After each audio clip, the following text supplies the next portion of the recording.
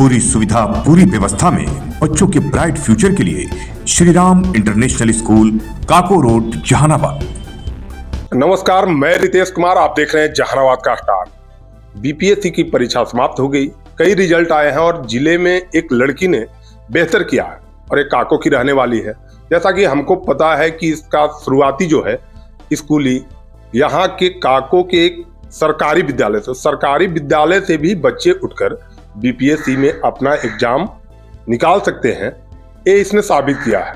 तो हम इनसे बात करेंगे और समझेंगे कि इनकी पढ़ाई कहाँ से हुई, कैसे इन्होंने इस अचीवमेंट को पाया और आगे क्या चाहती है।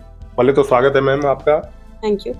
आप इस जिले के लिए हैं, पहले तो धन्यवाद आपको हमारे चैनल की तरफ से कि आपने ये पाया। तो कहाँ से आपने पढ़ाई की और क्या आपने सोचा था पहले से? मेरी पढ़ाई एक्चुअली 10th मैंने यहाँ प्रोजेक्ट गर्ल्स हाई स्कूल है यहीं काको में, वहाँ से मैंने अपना 10th किया है। और जहानाबाद के श्री कृष्ण महिला कॉलेज है, वहाँ से मैंने अपनी 12th की पढ़ाई की, दोनों बिहार बोर्ड से ही है।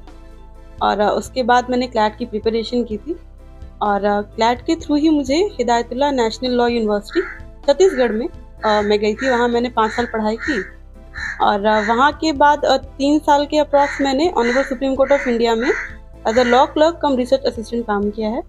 और उसके बाद से मैं इस एग्ज़ाम के लिए प्रिपेयर कर रही थी। तो एग्जाम देने के लिए कहाँ से आपका ये आया कि मतलब घर परिवार में पहले से आपके यहाँ कोई इस विभाग में है क्या? नहीं, एक्चुअली मेरे जब मैं इंटर्नशिप कर रही थी, पढ़ाई के दौरान हमारी एक सेमेस्टर के एंड में इंटर्नशिप लगती है, तो 1 महीने की इंटर्नशिप मेरी honourable supreme court of India में ही पड़ी थी। और वहाँ के एक जो जज हैं honourable justice R Bhanumati ma'am, अब वो रिटायर हो चुकी हैं, निर्भया पैनल की जज रह चुकी हैं, उनके अंदर मेरी इंटर्नशिप लगी थी। और उसके बाद मैंने काम भी उन्हीं के अंदर जब मेरा 2018 में कंप्लीट हो गया था, उसके बाद मैंने 2018 से 21 तक 20 तक एक्चुअली उनके साथ काम किया था। उनको देख के बहुत इंस्पायर हुई मैं कि ऐसा ही बनना है आगे चल के। आगे आपको मतलब सोची क्या है कि इसके बाद परीक्षा तो समाप्त हो गया, आपने रिजल्ट भी ला लिया, जी। आगे क्या करने की? आगे अब बस एकेडमी की ट्रेनिंग रहेगी और उसके बाद अपनी आगे अगर कोर्ट मिल जाएगी तब अच्छा रहेगा। फिर अच्छे जज के रूप में अपनी छवि को बनाना है मुझे।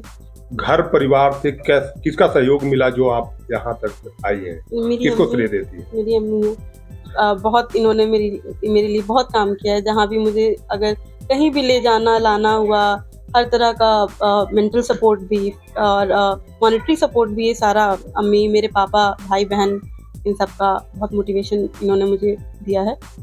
छोटी जगहों से मतलब काको इतना भी बड़ा बाजार नहीं है, मतलब माननीय तो छोटा ही है, यहाँ से आप उभरी और वहां तक गई। तो आगे जो मतलब जिले के बच्चे बीपीएससी में अगर पार्टिसिपेट करना चाहते हैं, मिलना, तो उनके लिए क्या आप कहना चाहेंगे?